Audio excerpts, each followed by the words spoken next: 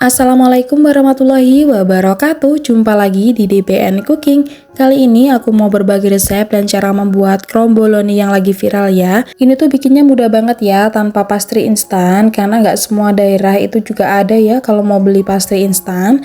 Dan ini tuh bahan-bahannya juga ekonomis, hasilnya bener-bener enak banget, crunchy di luar dan juga lembut di dalam. Mau coba-coba buat dinikmati sendiri ataupun dijadikan ide jualan juga bisa banget ya. Oke, buat teman-teman yang belum subscribe, jangan lupa klik tombol subscribe-nya, dan buat yang udah subscribe, aku ucapin banyak-banyak terima kasih.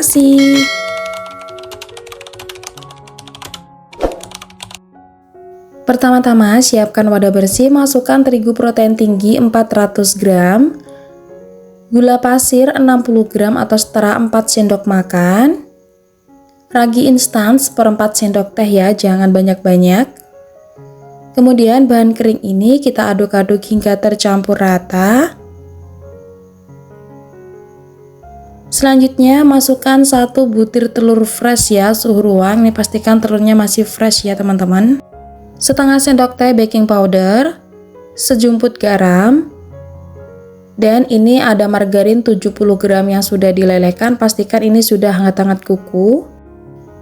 Lalu ada susu cair 175 ml, bisa menggunakan SKM putih yang ditambah air. Dan ini jangan dimasukkan semuanya dulu ya, kita masukkan setengah. Dan ini kita aduk-aduk menggunakan spatula.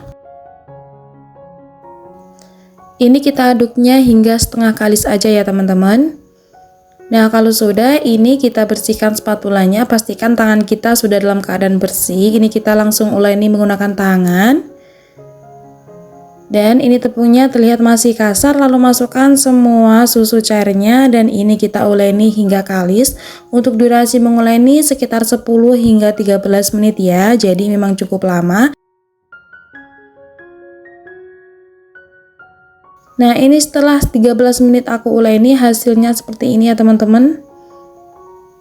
Nah ini supaya lebih lembut dan adonannya enaknya nanti kalau mau diuleni lagi, ini kita diamkan dulu sekitar 5 menit aja, jangan lama-lama.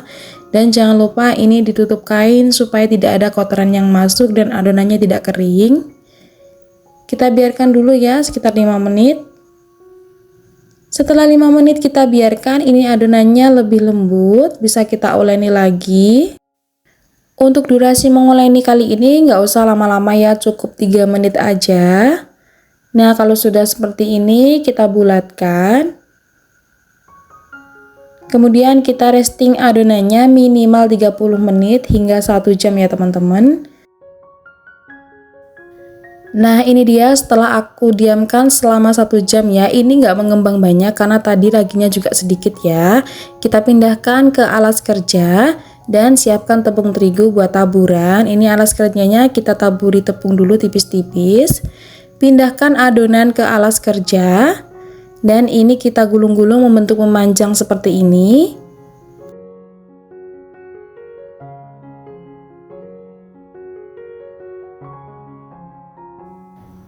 Bagi adonan menjadi 8 bagian sama banyak. Kalau mau dibagi 10 juga boleh. Ini aku bagi 8 aja. Kemudian pindahkan adonan ke wadah bersih seperti ini ya, kita sisakan 1 di alas kerja.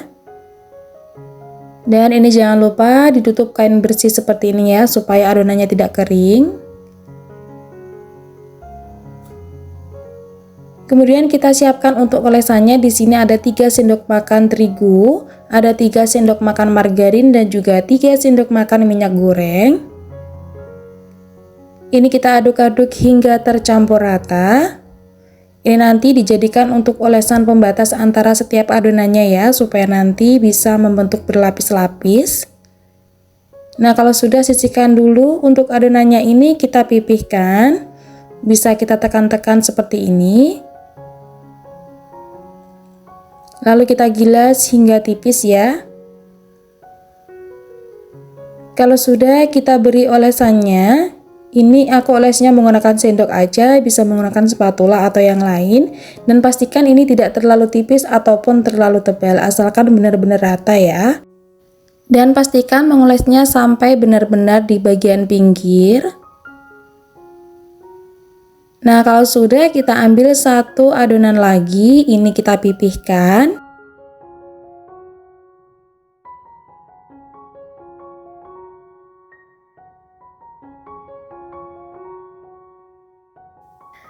Kemudian ini kita tumpuk di gilasan pertama yang sudah kita olesi margarin tadi. Nah, ini kita lebarkan bagian pinggirnya hingga ini terlihat sama lebar ya untuk bagian yang pertama di gilas.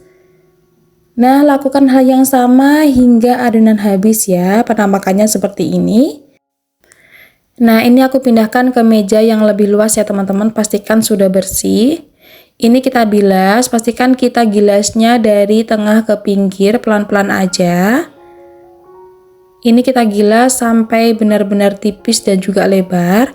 Kemudian kita lipat seperti ini. Kita ganti posisinya. Dan kita gilas lagi hingga benar-benar tipis. Pastikan ini step by stepnya diperhatikan betul-betul supaya hasilnya sama persis di video ya teman-teman. Nah, kalau sudah, ini kita potong-potong menjadi 8 bagian sama lebar. Ini kurang lebih lebarnya sekitar 2 cm aja. Oh ya, teman-teman, di sini bisa menggunakan spatula ataupun pisau. Yang penting ini pemisahnya antara satu sama lain hasilnya rapi ya, teman-teman. Nah, kalau sudah terbagi menjadi 8 bagian sama lebar, ini kita gulung-gulung, pastikan dirapatkan bagian pinggirnya supaya nanti hasilnya rapi. Dan ini pastikan sampai benar-benar padat ya, nggak ada rongga udara di dalamnya. Nah, kemudian untuk bagian pinggir kita tarik dan kita rekatkan. Hasilnya seperti ini. Kemudian kita pindahkan ke wadah bersih dan di sini aku sudah siapkan ring donat seperti ini ya. Ini lebarnya 9 cm dengan tinggi 3 cm. Nah, kalau sudah ini kita proofing sekitar 1 jam ya, dibiarkan aja nggak usah diapa-apain. Nah, setelah aku diamkan selama 1 jam hasilnya seperti ini ya teman-teman. Dia benar-benar mengembang dan besarnya juga pas sama cetakannya. Nah, di sini bisa dilihat ya teman-teman, meskipun kita gak menggunakan pastry instan, ini garis-garisnya terlihat ya. Kemudian kita panaskan minyak sedikit aja. Ini untuk cara pertama langsung aku goreng menggunakan ringnya. Ini gorengnya sering dibolak-balik aja ya, gunakan api yang benar-benar kecil supaya nggak gosong. Dan ini bisa ditekan bagian atasnya seperti ini ya, karena nanti saat digoreng ini bisa lebih mengembang lagi.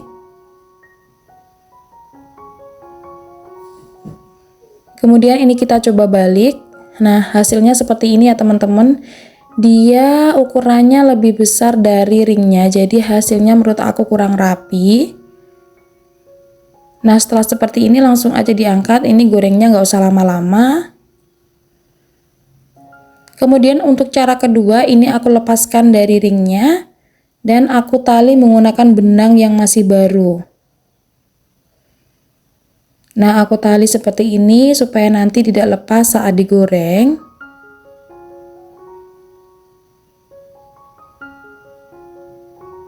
Nah, kalau sudah, ini langsung aja kita goreng.